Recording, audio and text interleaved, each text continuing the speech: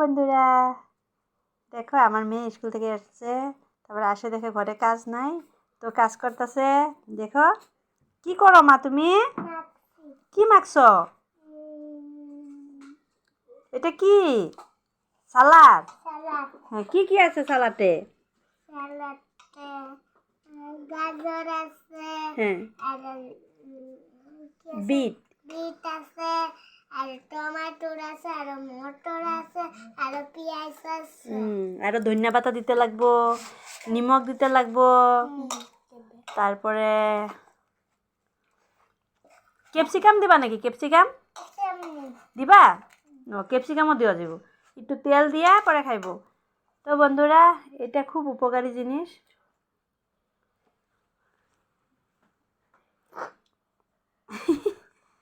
তো আমি এইটাতে আমার হেল্প লাগে না, ওরা নিজে নিজে এটা পারে করতে। আমার বাবু করে, আমার মনা করে। তো বন্ধুরা তোমার ঘরে কে কে আছে এরকম কাজের মেয়ে, কাজের মাসি? কাজের মাসি